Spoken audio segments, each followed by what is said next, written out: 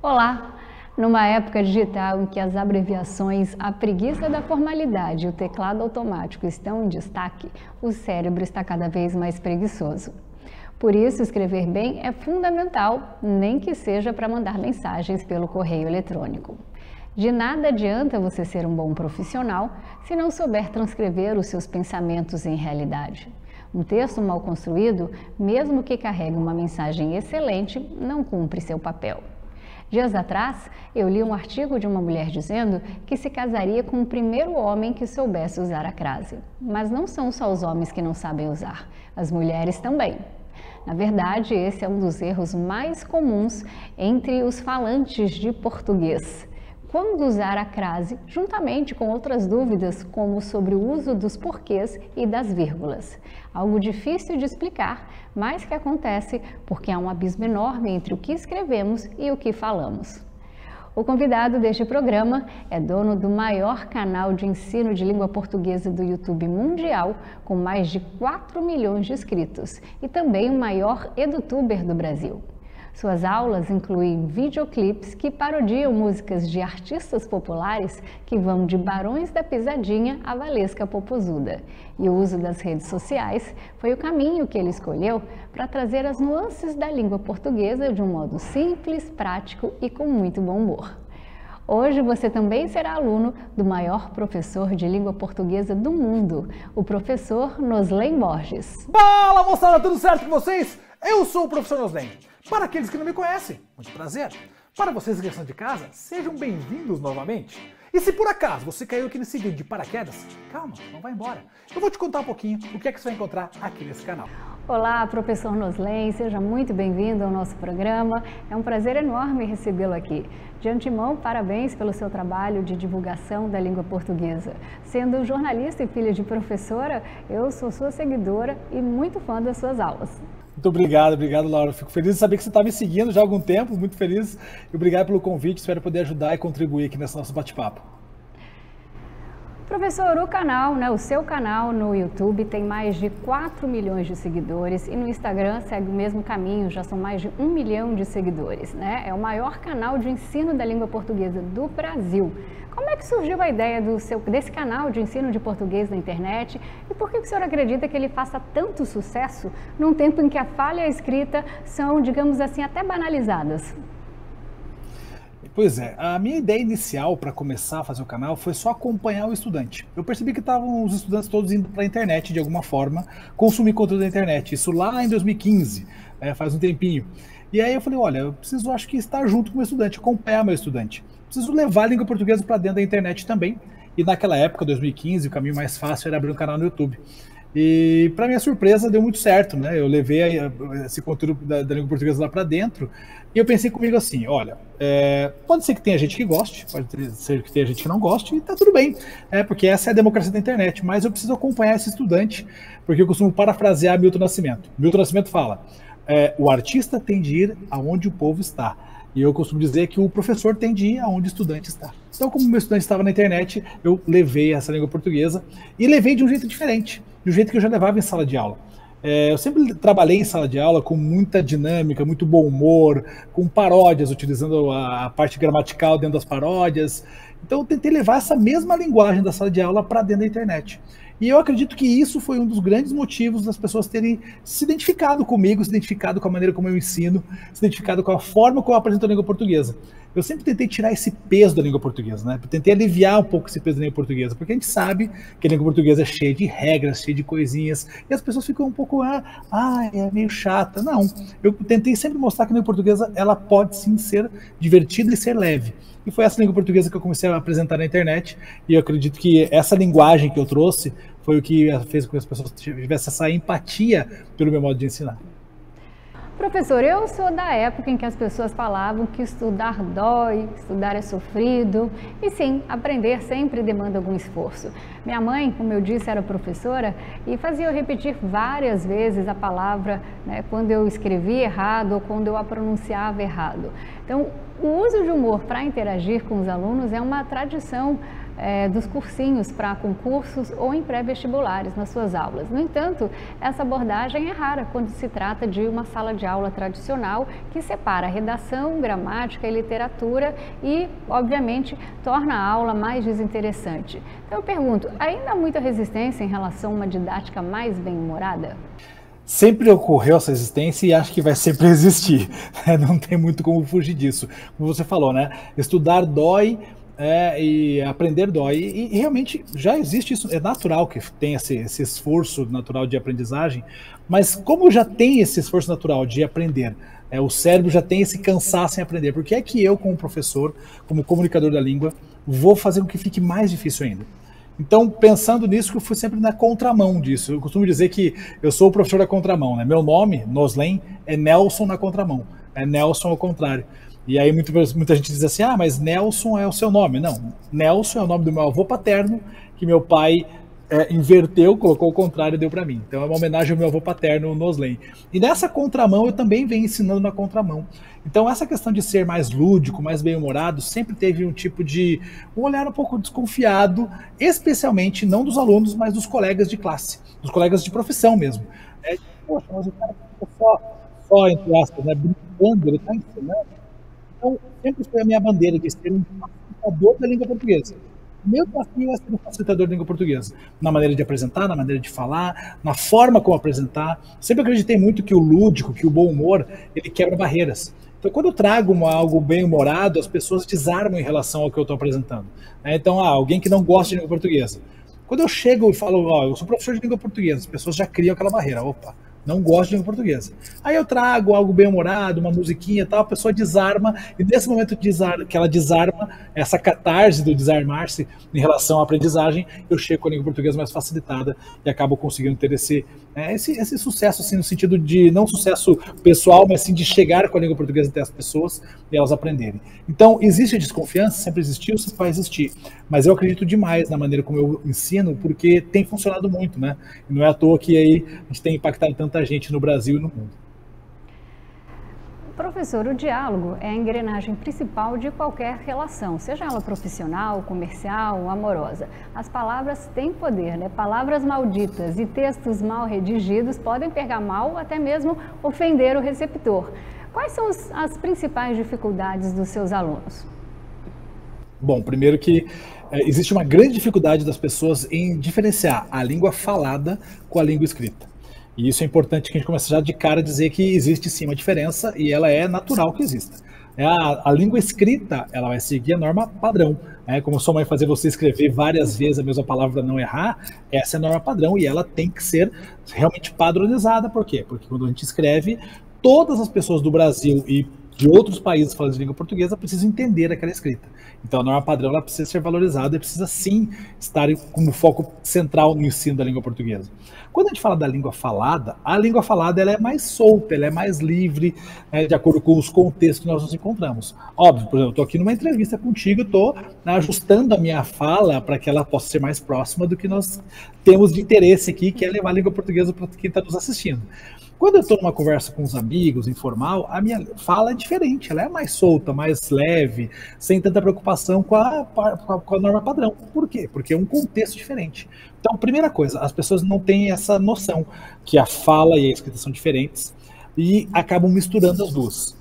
O mais comum é as pessoas misturarem a fala com a escrita, ou seja, escreverem como falam. E aí que mora o perigo. Então, essa é a maior dificuldade das pessoas que estão lá seguindo os meus conteúdos nas redes sociais. Porque eu tento sempre mostrar para elas que, olha, a fala tem um jeito mais livre, mais solto. Porém, quando eu venho para a escrita, eu preciso sim ter foco na norma padrão, porque é ela que vai fazer com que você possa fazer as provas aí de vestibular, de concurso e qualquer outro tipo de texto que você precisa que outras pessoas leiam. É a norma padrão que vai ser contemplada. Então, essa é a maior dificuldade das pessoas, entenderem que eu não posso escrever como eu falo, até porque a gente sabe que a norma padrão ela está dentro da escrita, mas na fala é difícil as pessoas usarem a norma padrão, elas usam o cotidiano, o coloquial, que é bem diferente da norma padrão, especialmente ainda pensando no Brasil, que é um país tão grande e tem tantas variedades linguísticas. Quando você pega aí a fala do norte, do nordeste, do sul, do sudeste, do centro-oeste, a maneira de se expressar na fala é muito diferente. Então a gente precisa lembrar, existe uma norma padrão para padronizar essa escrita e ela não é igual à fala. A fala é bem mais solta em relação a isso. Professor, a língua portuguesa é rica em detalhes, em pormenores, e nós estamos sempre cometendo pequenos ou grandes deslizes na hora de escrever do jeito certo, né? Um dos desafios que o português possui é sobre como usar e quando usar a crase do jeito correto, seja nos textos, redações, na hora da entrevista ou até de emprego, concurso público. Alguns gramáticos recomendam substituir a preposição a por outra preposição, como por exemplo até ou para. E aí eu penso, o problema é que a nossa língua, o português, tem cerca de 600 mil palavras, né? E as preposições são apenas umas 20. Então eu pergunto, é possível equivaler 20 preposições para 600 mil palavras, né? Usar esse recurso está correto, né? Ou preposições não se substituem, né? Esse truque isso é apenas um truque que muitas vezes não dá certo. Pensando especificamente nessa relação da crase com a preposição, com certeza, se fizer essa relação lógica de números que você trouxe aqui, né, 6 mil para 20, não tem como, é impossível, né? A nossa língua ela é muito rica na maneira de se comunicar. Então, isso é uma dificuldade, no fim das contas, quando a gente pensa na parte de escrita também. Então, pensando na crase especificamente, que ela, sim, é a junção, né, a fusão do a preposição com o a artigo feminino, essa digamos, o conceito básico de crase, mas a crase ela tem outros pormenores. Por exemplo, quando eu penso aí na expressão saiu à noite. Ou saiu à noite, eu não posso substituir esse a, que é craseado, por para, saiu para a noite, ou saiu até a noite. Já essa regrinha acabou sendo quebrada, não faz sentido. Então, óbvio, essa regra que digamos, um truquezinho, em algumas situações específicas vai funcionar. E tá tudo bem. Não é errado falar isso. O errado é dizer que é só assim que você consegue identificar a crase. Então, por isso que eu sempre digo para as pessoas, olha, a gente precisa entender que a crase, especificamente, é um elemento muito legal, pensando na parte de semântica, na parte de sentido, né? Então, no saiu à noite, quero dizer que saiu no período da noite, com crase. E é interessante que se eu tirar a crase dessa oração, ela muda o sentido. E ela não está errada, ela só muda o sentido. Então, saiu à noite sem crase é como se a noite tivesse saído, a noite tivesse ido embora. É como se tivesse amanhecido. É como se tivesse amanhecido. Então, a noite, eu estou personificando a noite nesse caso. Então, o mais legal da crase é quando você entende as funções que ela tem.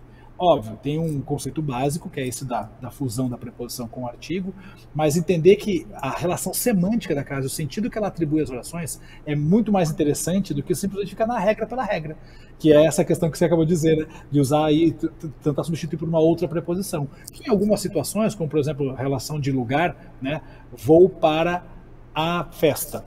Vou para a festa. Posso trocar por vou para a festa. Beleza, funcionou a ideia de trocar por para a, e realmente, vou à festa tem crase.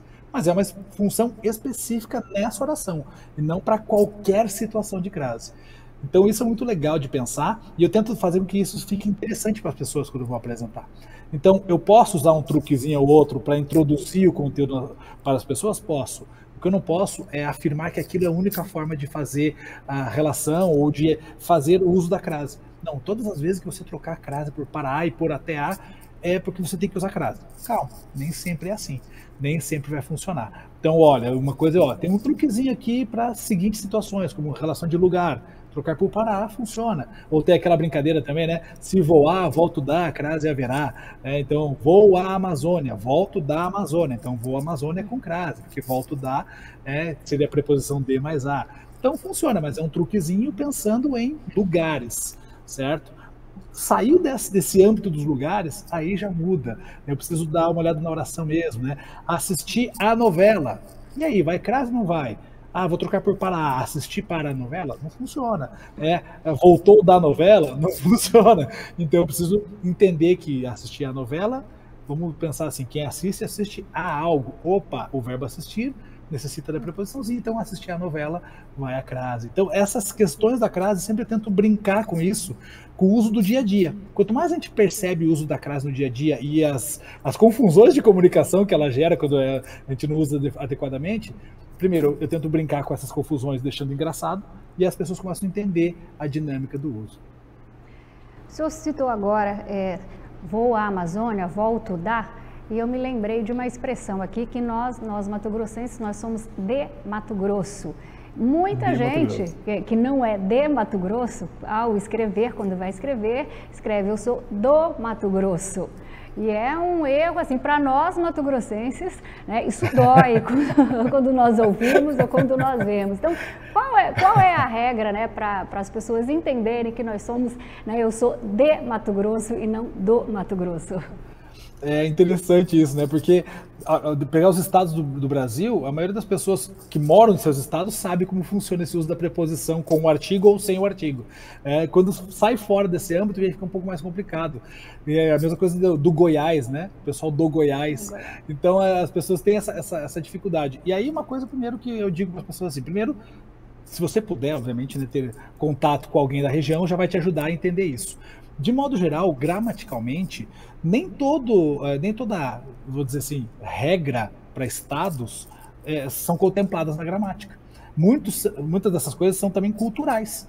Então, aí, quando é cultural, você precisa ter contato com a cultura daquele estado para saber também como funciona.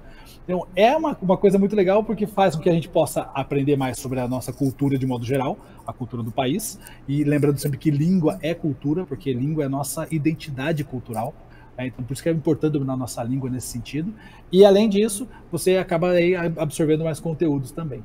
Então, eu sempre digo para as pessoas, olha, tenta conversar com alguém da região, ou então vamos tentar fazer uma outra relação. Então, eu sou de Mato Grosso, ou sou do Mato Grosso. As pessoas pensam do Mato Grosso porque elas acabam confundindo o nome do estado com o mato, né? Um local, né? Aquele terreno baldio. Masculino com não tem dor, nada. né? Exatamente, não tem nada a ver. Então é Mato Grosso, ali, não é o Mato Grosso, é estado de Mato Grosso. Então essa relação é importante a gente entender também. Quando nós passamos muito tempo na internet, principalmente em redes sociais como o Twitter, nós podemos acabar nos acostumando com o estilo informal da escrita, né? Como você mesmo disse, que é a maior dificuldade dos alunos e que ignora os plurais. Eu já perdi a conta de quantos textos com erros, com concordância com plural, até banais, da flexão incorreta dos verbos e nobres, principalmente, né, vício de linguagem, como nós vamos. Que dicas que o senhor daria para que os escritores, né, redatores ou até mesmo os alunos e estudantes, eles executem os plurais com mais precisão e evitem erros como esse, erros simples, né, nas redações ou até mesmo nas propostas comerciais? É engraçado, né? Porque eu lembro que quando eu estudava na escola, a gente fazia um caderno conjugando os verbos, né?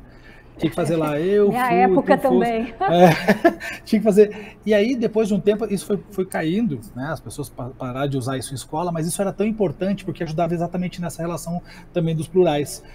Eu nunca errei um nós vamos na escrita, porque eu sei que se é nós é plural e tem que ter o vamos com S no final também. Então, pensando nos dias de hoje, eu sempre tento dizer para as pessoas assim, aprendam as conjugações verbais. Primeira coisa que vai te ajudar muito nessa questão de concordância. Segundo, se você vai escrever uma frase que está colocando tudo no plural, olhe as palavrinhas que se relacionam. Então, por exemplo, substantivo se relaciona com o artigo e se relaciona com o adjetivo, de modo direto. Então, se eu falei o pastel, não posso falar os pastel. Então, se o pastel está no singular, o que é artigo tem que estar no singular também. Agora, se eu falei os, obviamente pastéis tem que ir para o plural também. Os pastéis gostosos. Não posso pensar os pastel gostosos. Então, é só você olhar as palavras que se relacionam diretamente, que sejam substantivos com o seu artigo e seu adjetivo, por exemplo, tudo no plural. E aí, consequentemente, o verbo vai acabar indo para o plural também, porque se eu tenho tudo no plural antes do verbo, o verbo tem que ir para o plural também. Os pastéis gostosos estavam frios. Sei lá, tem gente que gosta de pastel frio, vai saber. Então, a gente pensando que toda aquela frase tem que estar seguindo a mesma relação lógica para daí você ter o plural. Bom, eu uso essa técnica que você acabou de ensinar, é assim que eu me corrijo. Mas algumas palavras na língua portuguesa, né, palavras, por exemplo, terminadas em X, elas não variam, por isso elas são chamadas de invariáveis. Agora, se o final da palavra não é esse, certamente ela tem um plural específico. Por exemplo, segunda-feira, ar-condicionado, mel, né, são todos flexíveis, mas geram muitas dúvidas. Qual é a maneira correta, o plural dessas palavras? Bom, primeiro que você me trouxe aí palavras compostas, né? E aí palavras compostas têm algumas regrinhas interessantes. Quando você pensar em palavra composta, pegar a palavra segunda-feira que você trouxe aqui, segunda-feira, você tem que olhar para as duas palavrinhas, né? Segunda e feira, saber qual é a classe dessas duas palavrinhas. Então, tanto segunda quanto feira, no caso, é um substantivo. Segunda, eu posso classificá-la como numeral. Nesse caso, se você pensar numerais e substantivos, tem plural? Sim. Então, no caso, as duas vão para o plural. Segundas-feiras. Ar-condicionado, mesma coisa. Ar é substantivo, condicionado é um adjetivo. Os dois têm plural naturalmente? Sim. Então, ares condicionados. Eu demorei para aprender o ar. Eu achava muito estranho e eu falei, eu demorei para aprender que era ares condicionados. É a mesma coisa, só que daí existem algumas coisas que acabam pegando a gente, porque daí vai para a regrinha clássica, né? Então vamos lá. Pôr do sol. E agora? Tem plural? Não tem? Tem plural. Porque eu posso assistir vários, eu não vou dizer ainda qual é o plural aqui, para a gente pensar pôr do sol, pores dos sóis, pores do sol, pores dos sóis. Porque, vamos lá, o D mais O ali do meio é uma preposição mais artigo. Então, pela lógica, o artigo teria plural. Se posso pensar assim. O pôr é um verbo. E o verbo tem plural. Beleza? Quando você vai para o sol é um substantivo, teria plural também. Então, pensando pela regra inicial que eu falei, seria pores dos sóis. Só que não. Quando eu tenho aí um substantivo composto em que no meio eu tenho uma preposição, que seria o do, aí só o primeiro elemento vai para o plural. Então é uma regra bem específica. Então seria pores do sol. Assim como pães de queijo, donas de casa. Então sempre que tem essa preposiçãozinha no meio. Então é aí que pega, galera, né? Porque depois, agora você está falando de regrinha, professor, tem que saber de todas. Olha, vou andar com a gramática no bolso. Se você souber das básicas, já te alivia muita coisa. Já te alivia muita coisa. Agora, pensando lá, você falou a palavra mel, né? A palavra mel termina com L. E aí, qual que é o plural de uma palavra terminada com L? Eu acabei de falar sol. Aí eu falei que sol era sóis. Então, mel, méis. É a mesma lógica, né? Troca o L por IS. Então, essa é essa mesma lógica. Todas as palavras terminadas em L têm esse plural. E aí, por isso que existem as regrinhas. As regras vão sendo criadas em cima da lógica das palavras. Tanto que eu tento sempre trabalhar com a lógica das palavras, em vez de trabalhar somente com a regra pela regra. Porque a regra pela regra se torna chata. E quando vai indo para a lógica, as pessoas vão fazendo algumas conexões que elas não tinham feito antes. Ah, entendi. Então aí vai fazendo sentido, né, esse uso da língua no dia a dia para as pessoas. Tem mais uma palavra que você falou, eu não lembro que foi a última que você falou. Não, foram essas três. Ah, essas três. Segunda-feira, ar-condicionado e mel. Então é isso, sim. Acho que tentar trabalhar mais com a lógica da língua do que com a regra propriamente dita, você acaba fazendo as pessoas chegarem na regra sem precisar ficar decorando regra. Bom, vamos para mal e mal, né? As palavras mal com U e mal com L são muito fáceis de se confundir e costumam dar um nó na cabeça de muita gente, especialmente quando estamos escrevendo períodos um pouco mais extensos, né? É escasso o número de pessoas que param para pensar se o correto é mal com U ou mal com L. Por isso, muitos textos que a gente encontra por aí, eles costumam vir com esse errinho simples. Qual a regra que a gente deve usar para saber qual mal, né, a gente deve empregar? Muito bom. Essa é clássica, né? Essa é uma dúvida clássica que, ao meu ver, é tão simples, mas é clássica, assim, as pessoas realmente têm dificuldade com isso. Eu costumo dizer assim, ó, mal com L, ele é o contrário de bem. Então, se você puder trocar esse mal por bem e a frase mantiver o sentido, então, realmente é com L. Então, eu estava passando mal. E agora, com L ou com U? Bom, eu estava passando bem. Opa, funcionou. Então é mal com L. Já o já o mal com U, já dei a dica antes, né? Já o mal com U, ele é o contrário de bom. Então, aquele rapaz foi mal comigo. Aquele rapaz foi bom comigo. Opa, troquei mal com U por bom, então quer dizer, é com U mesmo. Ou ainda, uma outra dica um pouco mais lúdica que eu falo para as pessoas é a seguinte. Pensa assim, mal. Qual que é o contrário de mal com L? Vamos lá, mal com L. Eu penso assim, ó, pega esse L, coloca mais dois tracinhos aqui, ó, ele vai virar um E. E aqui você imagina a palavra bem. Então o mal com L, terminou em L, eu consigo fazer o E no L, bem. E o mal com U, se você fechar o U, vira um O. E aí é bom. Então a brincadeira é mais visual. O mal com o U eu posso fazer virar um O, então bom. Então todas as vezes que eu encontrar um mal com U, é o contrário de bom. Ou se você não souber como utilizar, você tenta trocar por bom ou por bem. Né? A primeira frase que eu falei para vocês aqui, eu estava passando bem. Ou eu estava passando bom. Eu estava passando bem. Então, mal com L. É assim que a gente tenta trabalhar para que as pessoas não errem mais. Bom, o bem é sempre antônimo de mal e o bom é sempre o antônimo de mal com L, mal com U. Então, mau humor, contrário de bom humor, e mal educado é o contrário de bem educado. Bom, mantendo o hábito de pensar sempre no antônimo, não tem como a gente errar na aplicação de mal e mal ou nessas regrinhas do L e do U. Essa regrinha é bastante simples, mas boa parte das palavras que utilizem mal e o mal com U são compostas. Então vem o uso de outra regra, que é o uso do hífen. Como saber quando cada uma delas tem a hifenização? Olha, aí esse hífen ele é complicado, viu? Porque o hífen ele tem algumas coisinhas, por mais que nesse último acordo que nós tivemos aí, eu nem chamo de novo acordo, porque já de novo não tem mais nada, né? Foi aplicado lá em 2009. Então, quer dizer, é o último acordo, né? Ele já não é mais novo. Sempre o que eu penso em relação, como eu tento mostrar para as pessoas em relação ao hífen. A segunda palavra que vem depois ali do começo, né? Começar com H, o hífen vai ser obrigatório. Essa então sempre vai ser a máxima de todas.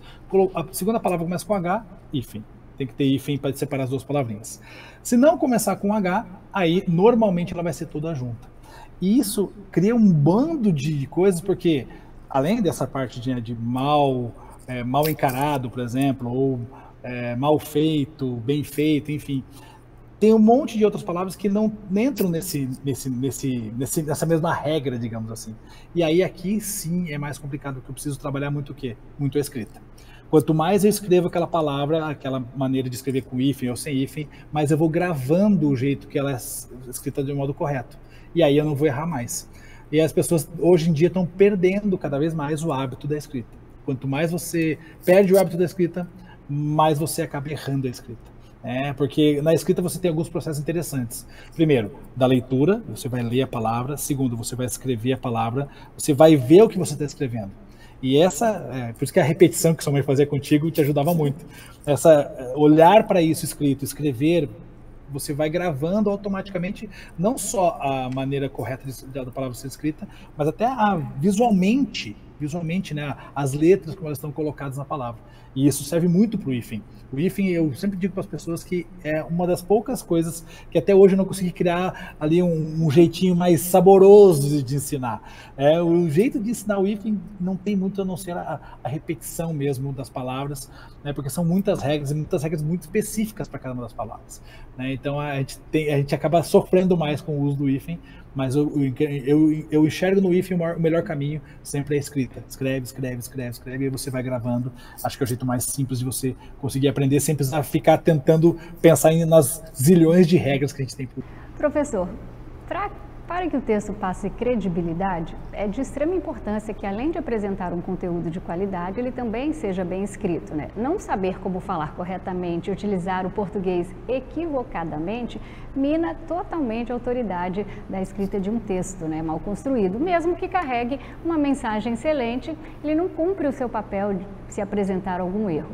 Acho que um grande desafio para os escritores, alunos e estudantes costuma residir no uso da vírgula. Essa pontuação tão importante para que nossas frases façam sentido e também tenham um determinado ritmo, pode ser a grande vilã nos textos se as pessoas não souberem usá-la. Eu recebo muito texto, inclusive para merchan, com erros de português, né, com vírgula separando o sujeito de predicado. O que é preciso saber, de fato, em relação a essas regrinhas para prevenir equívocos no uso da vírgula? Acho que a gente teve aí a vírgula, ela foi quase que calcificada na nossa língua com aquela ideia de que você coloca a vírgula para respirar. Não, né? Não, pelo amor de Deus, todo mundo respira sem vírgula. Acho que é a primeira coisa que precisa saber. Não é por aí o caminho. A vírgula, ela é um elemento de organização textual. Ele ajuda a organizar o texto e ajuda também a dar as intenções do texto. Então, acho que a primeira coisa é a gente tentar quebrar esse paradigma, já digo que é a vírgula para respirar. Não, a vírgula não é para respirar, todo mundo respira sem vírgula, a vírgula é para organizar o texto e dar os sentidos do texto. É interessante a gente pensar que quando a gente escreve, a gente não tem muita coisa que existe na fala, né? Quando eu estou falando, eu tenho muitas coisas que eu posso utilizar como recurso de comunicação, desde as minhas expressões, até a meu gestual, a entonação da voz, né? Já na escrita, no papel, não tem isso. E a pontuação serve para isso, para ajudar a tentar trazer o mais próximo possível a intenção daquela escrita, a intenção daquele autor, a organização do pensamento dele dentro do texto. Então, óbvio, existem algumas regrinhas básicas de vírgula, existem, mas elas só existem para poder dar sentido para aquele texto, para poder dar uma direção de intenção do texto. Então, o grande lance da vírgula eu não preciso pôr vírgula para respirar. Então, aí eu já começo a quebrar aquela ideia de que eu boto vírgula para separar sujeito e predicado, porque as pessoas só colocam vírgula aí, porque normalmente ela fala João e José, vem aqui. E ela dá uma respirada. Não, então tem que colocar uma vírgula. Não, né? Então, a partir do momento que você entende que não, a vírgula não é para respirar, eu já consigo, eliminar essa relação de sujeito e predicado. Depois, quando eu tenho algumas enumerações, eu vou colocar várias coisas enumeradas. Então, para cada uma dessas coisas, eu preciso dizer para quem está lendo o meu texto, isso aqui é uma coisa, agora eu vou falar de outra coisa. Aí falo dessa outra coisa, agora eu vou falar de outra coisa. Então, eu estou colocando vários elementos. Para organizar esses elementos, eu organizo com vírgula. Então, é um elemento de organização textual. O grande lance da vírgula é entender a função dela, é organizar o texto e dar a intenção do texto. Esquece essa história de que vírgula é para respirar. A vírgula é para organizar e dar a intenção do texto. E aí, grande questão aqui é como é que eu faço para as pessoas saberem quais são as intenções do texto? Leitura. As pessoas têm lido menos. E na leitura, quando você pega um livro, você tem toda a pontuação adequada, porque um livro que chegou numa livraria, chegou numa banca, chegou para o consumidor final, ele passou por várias pessoas que corrigiram toda a escrita, a pontuação, para dar a intenção adequada do texto. Quando eu leio, eu começo a fazer a leitura com base naquele texto ali e vou também visualizando como que é colocada a pontuação naquele texto. E vou aprendendo a ler aquele texto com a devida pontuação também, com a devida dinâmica de leitura. Porque a dinâmica de leitura é importante até para você entender qual é a intenção daquele personagem, do autor com aquele personagem. E isso está se perdendo, as pessoas estão deixando de ler textos. E quando eu falo texto é romance mesmo, né, obras literárias. E não precisa ser obra literária clássica, não, as obras atuais, né? Porque as pessoas, tem que ler Machado de Assis. Não, necessariamente. Eu gosto de Machado, mas você não precisa gostar de Machado de Assis. Você pode gostar de ler um texto mais atual, pode gostar de ler, sei lá, um Pedro Bandeira. Não tem problema. É uma leitura infanto-juvenil, mas serve para todo mundo. Então, você pode ler textos mais atuais, com uma linguagem mais atual, o que importa é você ler. Porque a leitura te ajuda também a identificar as intenções do texto e a dinâmica do texto. E aí a pontuação vai fazendo mais sentido para você também. Mas é um grande desafio. Acho que o maior desafio que eu tenho hoje é trabalhar com pontuação nas redes sociais. Você citou agora há pouco, né, que é muito difícil entender as dezenas de regras do português e muitas vezes apenas a educação que nós temos na escola não é suficiente para nós familiarizarmos com todas elas. O verbo haver é uma dessas regrinhas que a professora de português passou um bom tempo nos explicando, mas que muita gente deixou a escola ainda com dúvidas, porque ele carrega particularidades que outros verbos não têm. Mas o verbo haver não precisa ser um bicho de 7 cabeças, né? Desde que as pessoas se lembrem de uma regrinha muito simples que rege a sua colocação. Você poderia explicar para quem está nos assistindo quando é que se deve flexionar o verbo haver? Esse é legal, hein? Esse é muito bacana. O verbo haver, ele só pode ser flexionado se ele não tiver o sentido de existir. E aí, normalmente, ele vai ter o sentido de ter ou até mesmo de se haver com alguém, no sentido de ajustes. Né? E aí, por exemplo, eu posso falar assim, eles se haverão comigo. Ou seja, eles vão se acertar comigo. Esse é o verbo haver flexionado, eles se haverão comigo. Agora, se eu falar assim, há 10 anos... Há 10 anos eu estava na escola. Acho que não, é bem mais que isso, mas tudo bem. Há 10 anos eu estava na escola. Esse a é o verbo haver também, né? O HA. Mas é o verbo haver que não vai ser flexionado, porque ele está relacionado com o tempo. Todas as relações de tempo passado que eu utilizar o verbo haver, ele não flexiona. O que é não flexionar? Ele sempre fica no singular. Essa é uma questão que muita gente tem dificuldade, porque a tendência das pessoas haviam minutos que ela estava aqui. Não, há minutos, ou até havia, pode ser no singular havia também, mas há minutos ela estava aqui. Esse verbo haver para o passado, ou até mesmo com a relação de existir, também pode ser, né? havia gritos lá fora. Como assim havia? Não é gritos, então não tem que ser haviam? Professor, você falou agora há pouco aqui nessa entrevista que eu tenho que colocar tudo no plural, e agora você vem me dizer que o verbo haver vai ficar no singular? Como assim? É porque é uma especificidade do verbo haver. O verbo haver com a relação de ocorrer ou acontecer, ele sempre fica no singular também. Por que que isso acontece? Porque esse verbo haver ele é um verbo impessoal. Ele não se refere a nada nem a ninguém. Então, todas as vezes que o verbo haver for impessoal, que é com o sentido de ocorrer ou acontecer, ele existir, ele vai ficar sempre no singular. Então, havia gritos lá fora. Houve gritos lá fora. Com H também no começo, esse houve, não é de ouvir, não, é o verbo haver. Aqui tem mais isso ainda, né, que o verbo haver na sonoridade lembra outros verbos, e aí confunde mais ainda. Mas pensa assim, verbo haver, se ele tiver o sentido de existir, de ocorrer ou acontecer, ele sempre fica no singular. Então, havia gritos lá fora. Ah, não posso falar haviam. Não, tá errado a flexão desse verbo nesse caso aqui. Bom, que atire a primeira pedra quem nunca lê um texto chatíssimo e obrigatório para passar numa prova escolar, né? Mas ler, o grande problema é que ler não significa compreender e, portanto, pode ser uma perda de tempo, né? É preciso, como você já citou antes, é preciso interpretar, porque nem só de regras são compostas a escrita e a fala. Então, muitas pessoas, ao terem alguma dúvida, recorrem ao dicionário ou ao Google para saná-las. E eu confesso que na hora da pressa, às vezes até eu mesma eu faço isso. Mas não adianta tapar o sol com a peneira, é preciso compreender as palavras. Nosso idioma possui diversas palavras parecidas e às vezes até mesmo fonemas idênticos. São chamadas de parônimos e podem causar uma tempestade na mente de qualquer pessoa que tenta entender a língua portuguesa. Afinal, basta mudar uma letrinha para que o sentido, né, de toda a frase seja alterado. Então, professor, eu tenho certeza que qualquer pessoa já se deparou, né, já ficou confusa com a utilização de traz com S ou traz com Z, perca ou perda, qualquer e nenhum, simples e fácil. Como fazer para não errar quando dúvidas como essas surgirem? Olha, eu sou muito a favor da consulta mesmo. Para mim, toda família brasileira tem que ter uma gramática em casa. Porque a consulta ela é necessária, não tem jeito de não ter essa consulta. Então, por exemplo, o traz com S e o traz com Z, esse é um pouco mais simples, né? Porque o traz com Z, ele é uma palavra derivada de trazer. Então, eu já entendo que é o verbo. Então, aí só pode ser utilizado com essa ideia. Traz para mim. E aí só pode ser com Z, que é o verbo trazer. Se não for do verbo trazer, aí vai ser o traz com S, né? Então, pode ser detrás do computador está a minha luz, digamos aqui, né? Então, detrás é o detrás e esse trás é com S, porque daí está em relação de posição. Então, algumas palavras nesse sentido a gente consegue trabalhar com uma lógica aqui do dia a dia. Mas, de modo geral, quando aparece uma dificuldade muito grande, puxa, e agora? Como é que eu faço isso? Então, a consulta é muito bem-vinda. Todo mundo consulta, eu consulto o tempo todo. Por mais que eu trabalhe com a língua o tempo todo, estou fazendo aula o tempo inteiro, estou montando vídeo o tempo inteiro, mas volta e meia eu falo, poxa, como é que era isso aqui mesmo? Então, ninguém vai ter uma biblioteca gramatical na cabeça 100% o tempo todo. É natural a gente consultar. E buscar também especialistas. Por exemplo, eu volta e meia estou montando aula aqui, e falo, poxa, essa oração não ficou muito boa, não.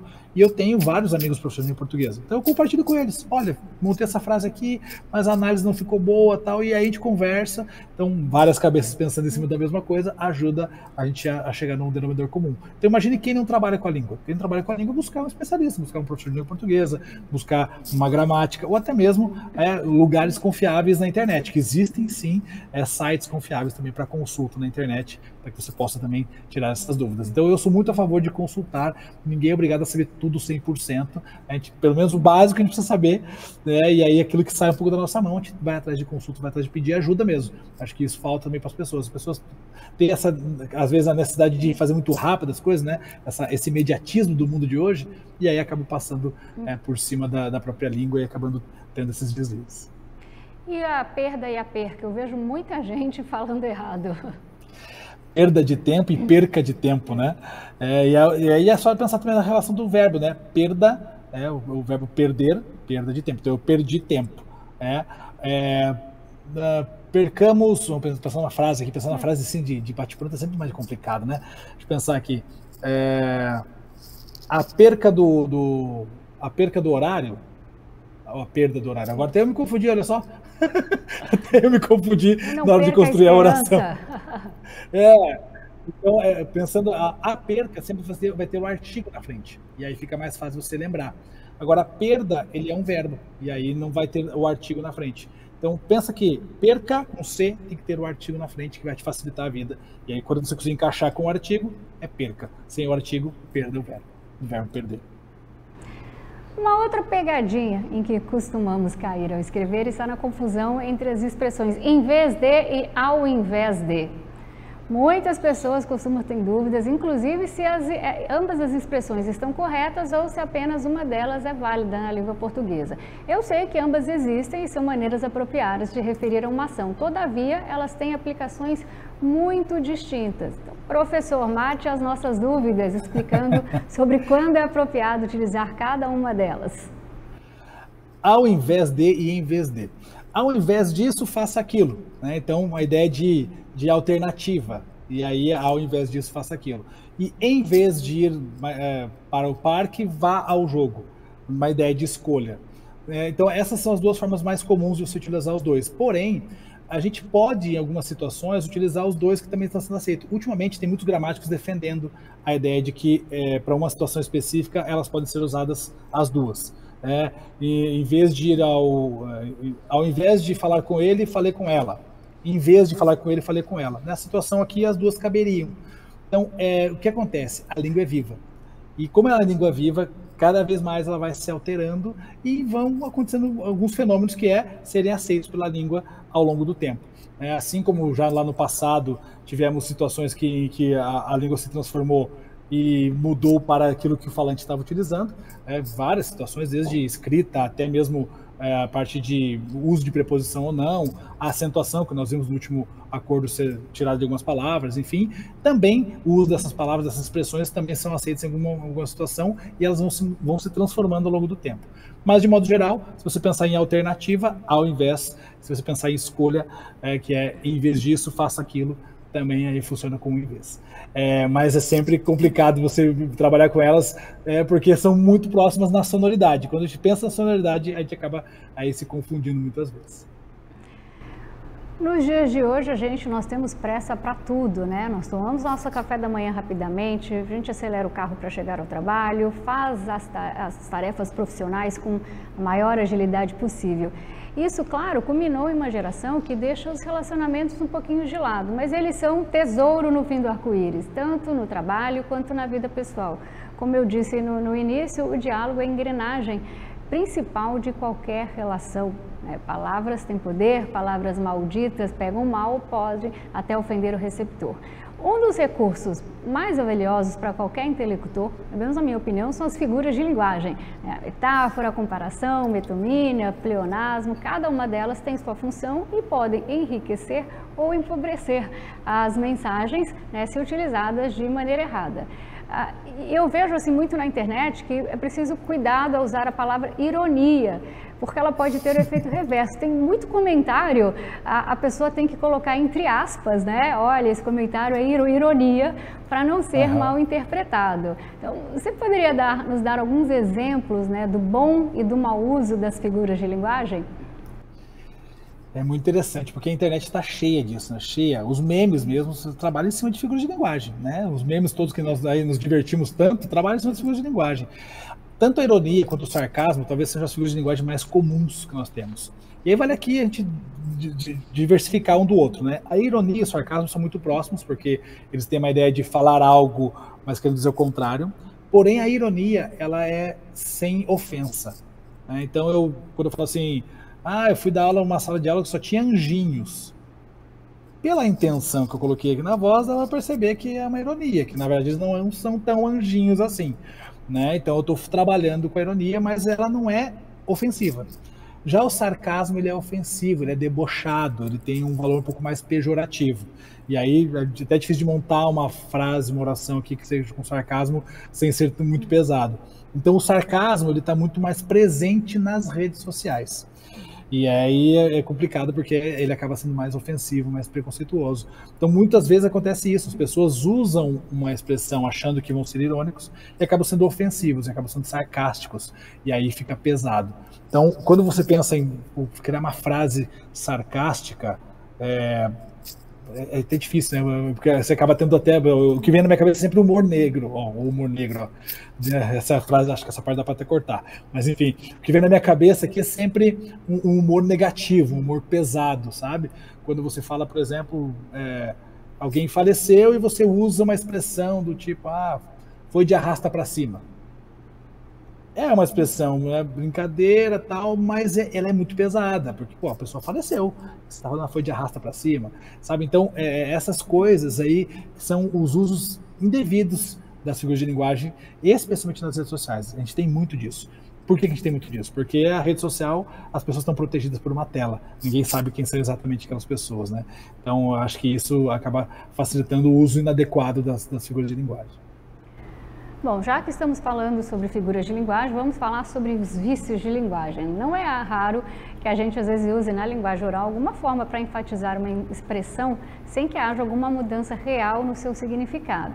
Porém, na hora de escrever, né, seja para o web ou outro meio de comunicação, esse recurso pode pegar mal.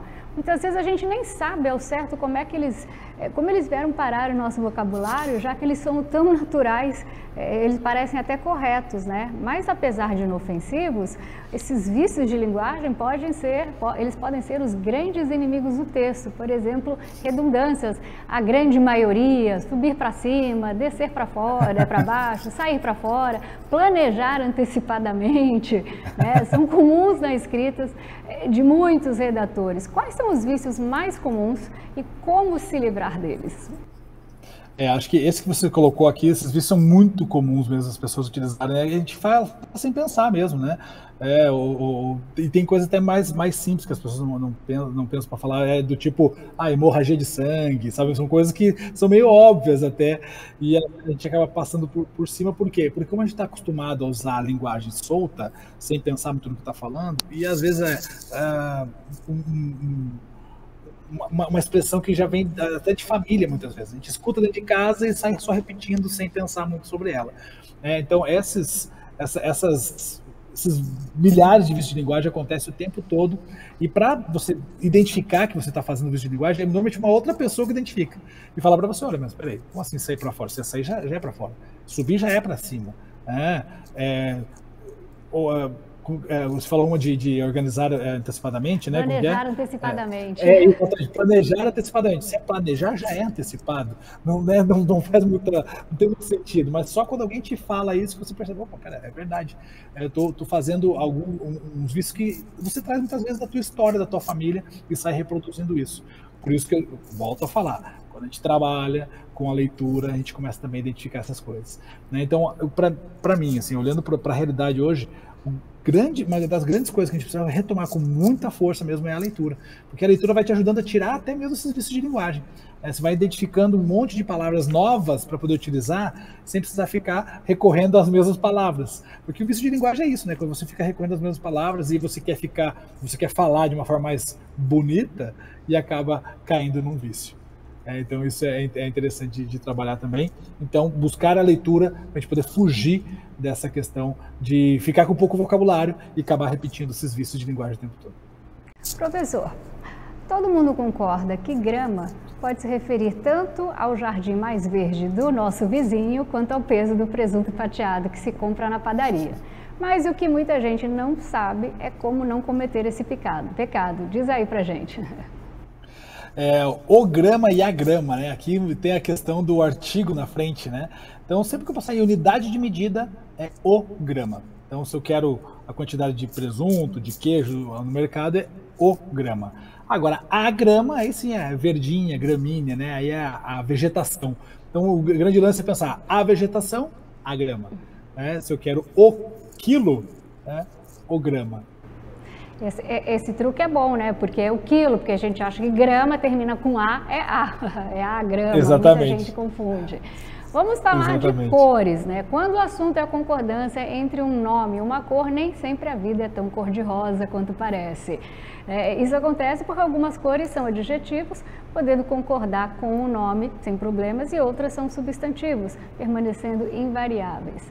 E as cores que formam palavras compostas também costumam deixar qualquer um encucado na hora de fazer a concordância. Como é que funciona o emprego das cores? Olha, de modo geral, as cores, elas são adjetivos, então elas deveriam concordar diretamente aí com o substantivo que se refere, né? Então, essa é a lógica quando eu pego a cor simples, né? Então, blusas vermelhas, calças amarelas, então essa é a lógica. Mas a gente sabe que quando tem aí a parte de concordância com palavras compostas, aí a coisa pode ficar um pouco mais complicada. Então, por exemplo, você falou vestidos azul marinho. É vestidos azuis marinhos ou azul marinhos? Nesse caso, azul marinho não varia. E aí isso é complicado, né? Porque é uma regra. Azul marinho não varia e acabou. É a mesma coisa que azul celeste, né? Então, vestido azul celeste também não varia. Vestidos azuis celestes? Não, azul celeste. Vestidos azul celeste. Então, quando você vai para a parte de cores compostas, aí isso complica o nosso lado. Mas, de modo geral, a gente consegue pensar também assim, camisas verde escuras ou camisas verdes escuras.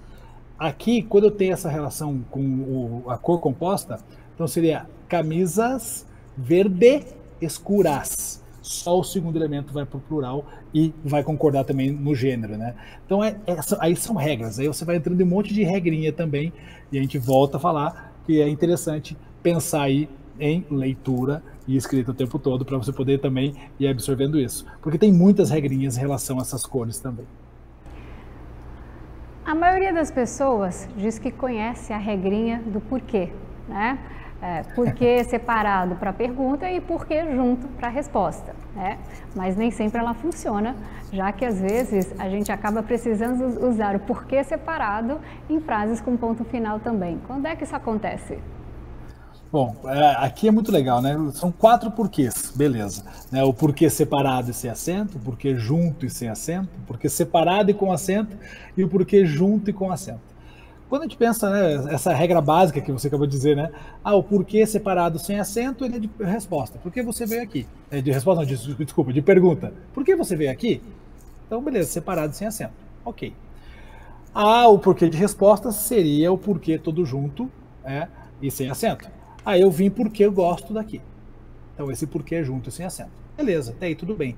Mas e se eu falasse assim, os caminhos por que passei? Peraí, os caminhos por que passei não é uma pergunta, não é uma resposta. E agora? Por que eu utilizo aqui? Me complicou a vida. Então, nesse caso aqui, na verdade, esse porquê é um por preposição e um que é um pronome relativo, né? Então, ele equivale a pelos quais. Então, os caminhos pelos quais passamos.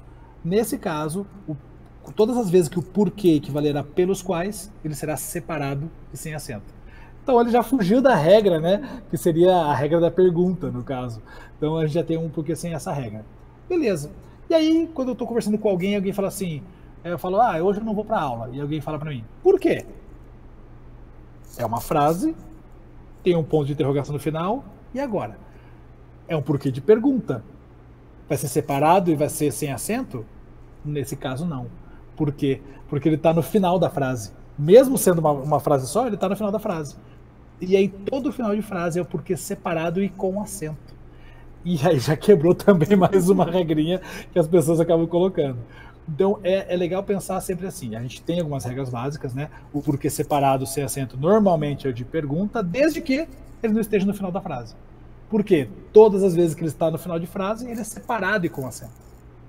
Então essa é uma coisa que já começa a mudar, né, na maneira de olhar. O porquê junto e sem acento, esse porquê de resposta, que ele é um porquê, digamos que é uma conjunção, né, está ligando duas orações. Tá, professor, mas você falou que tem o porquê junto e com acento. Esse é o mais fácil de todos, porque ele só vai acontecer quando tiver um o na frente dele, né? O porquê. Por exemplo, eu não sei o porquê das coisas. Então, o porquê das coisas, esse porquê vai ser junto e com acento, porque ele está fazendo a função de um substantivo, né? Então aí você finaliza com todas as regras do porquê. Mas acho que a que mais pega a gente realmente é o uso do porquê separado. Quando que ele é só separado sem acento e quando que ele é separado com acento. Acho que esse que é a questão que mais pega. Então pensou assim, final de frase, sempre separado e com acento. Estão assassinando a língua portuguesa. atira a primeira pedra, né, a primeira gramática, quem nunca leu essa frase em algum grupo ou em algum texto, né? Existe uma liga de defensores da língua portuguesa que se desesperam cada vez que alguém usa, né, ousa usar uma palavra estrangeira. Até alguns dias atrás eu li diversos comentários, né, num artigo, né, acerca do uso de palavras estrangeiras em situações para as quais temos palavras correspondentes em português. Questionava-se, por exemplo, né, se sendo o nosso idioma tão rico, por que usamos tantas palavras de língua inglesa? E a questão não é tão simples assim, porque nós vivemos uma sociedade globalizada em que diversas culturas e línguas entram em contato constantemente, né? Ainda mais com a presença da internet no dia a dia. Inclusive, se a gente pensar, vários termos até tecnológicos vindos do inglês são utilizados atualmente. Site, download, design, blitz, né? Então, eu pergunto, há necessidade de nós nos preocuparmos com a morte do português? Ou as pessoas que assim o fazem estão dando murro em ponta de faca? Jamais, jamais. A língua portuguesa ela não vai morrer, né? Não tem como. Existem milhares de pessoas no mundo falando língua portuguesa, não é só aqui no Brasil, né? A gente tem a língua portuguesa, hoje ela está em 6º lugar como a mais falada no mundo de falantes nativos. Então, assim, é impossível que ela morra. Mas é natural que tenha essa fusão com outras línguas, porque nós temos aí a tal da globalização, que a gente sabe que existe devido à internet. Então, óbvio, a gente pode... eu entendo esses defensores, né? Por que as pessoas falam, vou fazer um meeting? Aí eu também já acho um exagero, também, vou fazer uma reunião, que é bem mais simples do que falar meeting, né? Eu acho que não precisa ir a esse ponto. Então eu concordo quando as pessoas ficam nessa, não vou fazer um call, não, uma ligação. Não precisa ir para esse caminho. Mas existem coisas que não tem como tirar da nossa língua, né? O design é uma palavra que todo mundo sabe, utiliza. O mouse, né? Tem verbos que já existem em língua portuguesa, que já são próprios nossos agora, que foram criados a partir de palavras estrangeiras, né? O delete, que virou deletar. Então, para nós, existe deletar e delete, com TE no final, né? Que vem do verbo delete, lá do inglês, e está tudo certo. Isso é natural. Isso sempre aconteceu. Se a gente parar para pensar, a palavra esporte, antes dela ser traduzida para o português com E e o E no final, ela vinha do inglês, sport. Tanto que existem clubes de futebol escrito ainda no símbolo até hoje, esporte, como é escrito no inglês. Também foi um processo de aportuguesamento. E isso é natural, sempre ocorreu isso, só que hoje ocorre com muito mais velocidade, porque temos muito mais informação e mais contato com outras línguas, graças à internet. Então a gente não ficar indo para um extremismo nunca é o caminho. Então, realmente, ficar indo nesse extremismo vai acabar dando burro em ponta de faca. Primeiro, porque não vai mudar, a língua vai continuar absorvendo outras palavras e vai continuar atualizando essas palavras. E outra coisa é que a língua também não vai morrer. Então, essas duas coisas não vão acontecer. A língua não vai mudar, a língua vai se transformar e vai adaptar essas palavras e ela não vai morrer com toda certeza. Então, é quase que uma luta desnecessária. Eu acho que vale a pena lutar para que todo mundo tenha domínio da nossa língua. Todo falante nativo da língua portuguesa no Brasil domina a nossa língua muito bem, porque eu acredito demais que dominar a língua é também um processo de ascensão social. Quanto mais eu domino a minha língua, melhor eu me comunico, em outros lugares eu consigo chegar. Então isso sim vale a pena a gente lutar. Agora, ficar nesses pormenores é quase uma picuinha, né? É quase uma picuinha. Não vale a pena, porque o processo natural da língua, de incorporação de outras palavras, isso ocorre, vai acontecer e vai continuar acontecendo cada vez mais. E a gente vai, obviamente, lidando cada vez mais com isso, mas sem necessariamente a ideia de que ela vai morrer por causa disso. Pelo contrário, ela só vai se enriquecer cada vez mais. Nossa língua está enriquecendo cada vez mais. Então a gente precisa, sim, batalhar para que todo mundo domine muito bem essa nossa língua, para que possa usar bem essa língua para chegar onde quiser chegar. Como é gostoso acordar de manhã, né, com uma mensagem de bom dia no celular. Ou então ter o prazer de receber um texto por e-mail de um amigo muito querido, que há muito tempo não se vê. Mas, infelizmente, a carga de trabalho do dia a dia nos obriga a economizar tempo, o que acaba acontecendo até na grafia de muitas palavras da nossa amada língua portuguesa. É muito fácil a gente perceber abreviações como palavras trocadas, acho com X no lugar de acho com CH. Tem gente, né, quem pense que apenas uma letra a menos fará grande diferença para a economia de tempo. Eu acho que chega a ser até impressionante como as pessoas estão se apegando a essa prática, né? O problema é que acabam transferindo essas abreviações para a escrita dos textos profissionais, como o senhor mesmo disse no início, é a língua falada com a língua escrita, né? Isso sem a gente falar nos erros ortográficos gritantes, que a gente já comentou aqui, o L no lugar do U. Eu tinha uma apresentadora numa outra emissora que eu trabalhei, que ela escrevia almoço com U e cafezinho com S, né?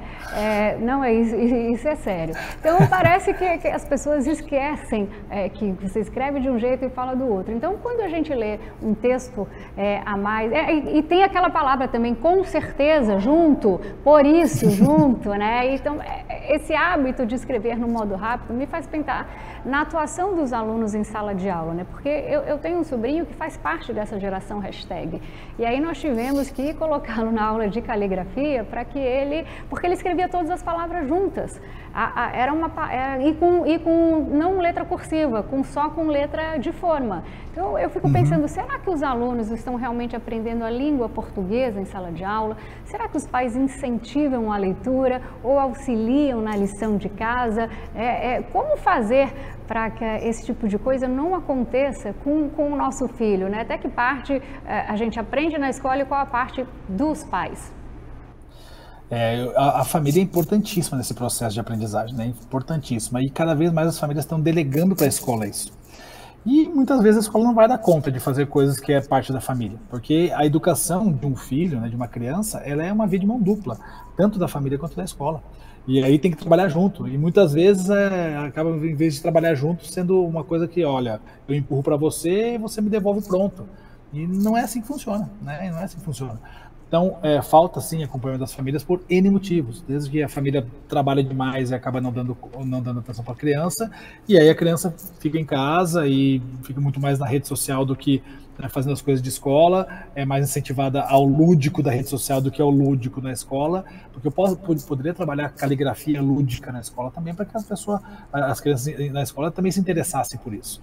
Né? Mas a grande questão é que a gente acaba massificando muitas vezes a maneira de ensinar, e aí acaba ficando uma coisa mais complicada. Mas a família é importantíssima, ela precisa estar presente o tempo todo. O meu filho vai fazer tarefa de casa só quando eu chegar do trabalho, só que eu chego do trabalho às 8 da noite, ele vai ficar acordado até às 8 para fazer tarefa de casa? Olha, talvez não seja a melhor saída, porque no dia seguinte todo mundo tem que acordar cedo, mas pelo menos no final de semana, no sábado, em algum momento da sua semana, precisa sentar com o seu filho e olhar tudo que ele fez durante a semana. Olhar, ajudar, pedir para ele mostrar os cadernos, como ele está escrevendo, o que ele está fazendo, os números matemáticos, enfim, tudo que ele está fazendo na escola.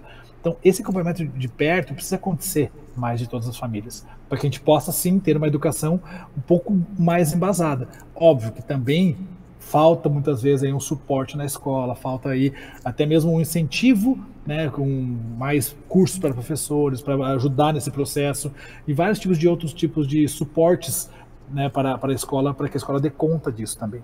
Então é um caminho espinhento entrar nesse lado de escola e família, mas é uma verdade, porque a maior chaga hoje da sociedade é exatamente aí, na parte de educação, tanto de casa quanto na escola, na parte de incentivo e de investimento, e eu estou falando de investimento não de investimento só financeiro, não, investimento de tempo também, investimento de alguém parar para tentar estudar melhor isso, como fazer com que a escola e a família trabalhem mais junto, para que uma criança se desenvolva melhor.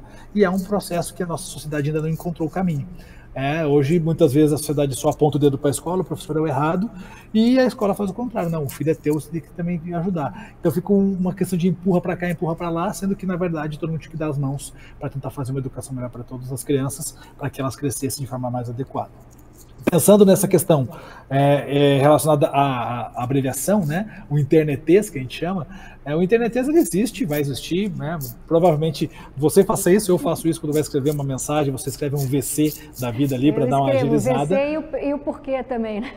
E o PQ, exatamente, esses dois é muito clássico, mas a gente sabe como é o certo. Então eu sempre falo o seguinte, que para a gente poder brincar com a língua, a gente tem que saber muito bem como é o certo dela. E aí eu faço um comparativo. Ronaldinho Gaúcho no auge do futebol. Ele parecia que estava brincando de futebol, ele estava no auge do futebol, ele treinava o tempo todo, ele é um atleta de alto nível, parecia que ele brincava jogando futebol, fazendo aqueles lances maravilhosos. Então, para a gente poder brincar com a língua, eu tenho que estar treinando muito ela, eu tenho que estar com ela muito dominada. É a mesma ideia, sabe? De eu tenho que ser o Ronaldinho Gaúcho da língua, para poder brincar com ela e não me perder. Não me perder na parte de escrita. Então eu preciso, obviamente, saber muito bem como é a norma padrão para que o internetês não interfira nisso. O internetês está ali para uma praticidade, ele vai acontecer, vai ocorrer, está ali para ser usado na rede social. No nosso dia a dia, não é o internetês que tem que estar funcionando quando eu penso em escrita. O que está funcionando ali é a norma padrão, e é por isso que a gente precisa estudar muito a norma padrão na escola para dominar muito bem essa norma e poder depois não confundir o ambiente do internetês e o ambiente da língua portuguesa que é dentro da escola, assim, né? E essa língua, óbvio, o internetês ele é baseado na língua portuguesa. Por que eu sei que VC é você? Né? Porque a gente aprendeu, né, na escola como escreve você. E lembrando, né, que você não tem C cedilha, pelo amor de Jesus, né? Porque eu já vi muitas vezes isso também. Né? Então, não tem C cedilha e tem acento circunflexo no E. Né? Então, para que as pessoas saibam muito bem disso. Então, quando eu domino muito bem a parte da norma padrão, eu não vou ser confundido pelo internetês. Mas o grande problema é que hoje as pessoas estão deixando de lado a norma padrão e partindo direto para o internetês, e é por isso que essa confusão está ocorrendo. Para a gente encerrar, a língua portuguesa é complexa, né? Por isso mesmo não é algo que dê para se aprender da noite para o dia. Exige tempo, exige educação.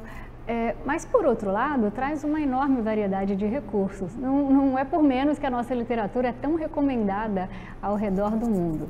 O problema é que, com tantas regras, tantas variações, realmente não é fácil fixar tanto conteúdo e ninguém gosta de andar por aí com uma gramática no bolso. Bom, já que nós estamos tendo o prazer de ter essa aula exclusiva com o maior professor de português do mundo, que dicas o senhor considera essenciais, né, que a gente tem que saber para facilitar o aprendizado e se tornar um verdadeiro professor no Noslen? Bom, primeiro que assim, né, a gente sabe que as pessoas nem todas vão caminhar para a parte de ser um profissional da área de letras, mas todos nós temos que ser minimamente dominador da nossa língua. A gente não pode não ser, né? A gente não pode ter uma dificuldade simples de não saber que com certeza é separado, né? São duas palavras. Isso é uma coisa que quase, para mim, é quase incabível, perceber que tem muita gente que escreve sempre junto isso. Até assim, eu vou dizer para você que o de repente até passa a pessoa escrever junto, entendeu? Até passa, mas né, isso é mínimo, a pessoa precisa saber que são duas palavras, não é uma coisa só. Então essas coisas são mínimas, e essas coisas mínimas estão sendo esquecidas, porque a gente está deixando de incentivar as pessoas a gostarem da nossa língua. As pessoas gostam do inglês, porque vou aprender inglês para jogar o joguinho X, Y, Z, ou para ir para fora do país, enfim. Né? O inglês está sendo mais valorizado dentro do nosso próprio país do que a nossa própria língua materna. Então acho que a primeira coisa é inverter um pouco esse papel. Legal, é importante aprender uma outra língua para que você possa sair do país um dia, aqui e ali, ok. Aprender inglês, espanhol, francês, italiano, russo, qual língua você queira aprender. Mas, antes de tudo, seja um dominador da sua língua. Né? Goste de lidar com a sua língua, aprenda a lidar com ela. Porque ela tem tantas coisas positivas, tantas coisas que nas outras línguas você não vai encontrar. Mas é bem por isso que eu não gosto, professor, que tem muita coisa na língua portuguesa. Não olhe dessa forma. As pessoas têm o costume de olhar pelo copo meio vazio, não pelo copo meio cheio. Então, vamos olhar diferente para a nossa língua. Ela é um repertório gigantesco de possibilidades comunicativas. Então, vamos aprender esse repertório o máximo que a gente puder. E aí depois você pode até utilizar esse próprio repertório para aprender outras línguas. Eu quando fui aprender espanhol, a língua portuguesa me ajudou demais, porque é a mesma base, a base latina, então tem muita coisa semelhante na estrutura, os verbos, tem coisas diferentes, os verbos, né? Tem muita coisa próxima. A estrutura frasal é igual, sujeito, verbo, predicado, é a mesma coisa, não muda nada. Mas eu gosto do inglês, o inglês é diferente. Mas o inglês é tão mais simples que a língua portuguesa, que quem tem que se explicar o porquê que é tão simples é o inglês, não a gente que tem que se explicar por ser tão rico, né, de quantidade de língua. Então, acho que precisa mudar um pouco esse valor em relação à nossa língua. Olhar para a nossa língua com mais carinho, com mais valor, falar, não, eu vou dominar muito bem minha língua, porque com certeza, você dominando muito bem a sua língua, para dominar as outras línguas vai ser muito mais fácil. E você com certeza vai chegar muito mais longe. Né? Como eu falei agora há pouco, eu acredito demais que o domínio da língua portuguesa te faz chegar em lugares que você jamais imaginou que poderia chegar. Tem feito isso comigo, e eu sei que faz com muitas outras pessoas também. Então eu posso dizer isso domine muito bem a sua língua, leia, busque leituras que você goste. Ah, mas eu gosto de ler gibi. Não tem problema, leia gibi. Gibi é bom também. Eu comecei a aprender a ler com gibi lá atrás. E até hoje leio, eu gosto de ler gibi também, não tem problema nenhum. O que importa é você ler, é ter contato com a leitura, o que importa é você ter contato com a escrita. Eu lembro que antigamente existiam os diários, né? Todo mundo fazia um diáriozinho do seu dia, né? Hoje ninguém mais faz diário, né? Ninguém mais se lembra o que fez o dia de ontem. Então vamos voltar a escrever, nem agenda tem mais, né? Anota no celular. Nem agenda. Coloca lá, só clicar no celular e acabou, tá feito, né? Não precisa nem escrever qual é o que você agendou. Você marca o horário e coloca 2 siglas para saber o que é que você tem alguma coisa. Então, voltar um pouco mais em cima disso. Não precisa, obviamente, voltar como era nos anos 80, não é isso que eu estou falando, mas voltar a gostar de lidar com a língua, né? Acho que isso, tento sempre o tempo todo fazer isso com as pessoas. Olha, vamos lidar mais com a nossa língua, porque você já está lidando com ela no dia a dia. Então vamos lidar com ela de um jeito mais bacana, mais legal, mais divertido, e ao mesmo tempo dominar essa língua para levar ela cada vez mais longe e fazer com que ela nos leve mais longe também. Professor, a gente sabe que os problemas que envolvem a educação no Brasil não são fáceis. Num país marcado pela desigualdade social, nós temos vários Brasis, vários Brasis convivem paralelamente, cada um deles com suas dificuldades, suas carências. Então, durante a pandemia, o ensino remoto aumentou, a gente viu o ensino remoto e aumentou ainda mais o abismo entre esses Brasis. Então, eu quero mais uma vez parabenizá-lo, porque você, na minha opinião, é um exemplo de que sim, é possível sim driblar as adversidades para transmitir conteúdo e aumentar o engajamento dos alunos com as mais diferentes formas de aprender e ensinar. Muito obrigada pela participação. Eu que agradeço, obrigado pelo convite, obrigado pelas palavras também, e espero aí que quem não conhece ainda o meu trabalho possa conhecer aí através do meu @professor Noslen, em todas as redes sociais você vai me encontrar e vai encontrar tudo que eu tenho entregado de língua portuguesa. Muito obrigado, viu? Obrigada, um prazer enorme, volte sempre, quando quiser, tá bom? Até mais. Obrigado. Tchau. E a você que nos acompanhou, obrigada pela companhia e continue ligado na programação aqui da TBO, a TV que você se vê.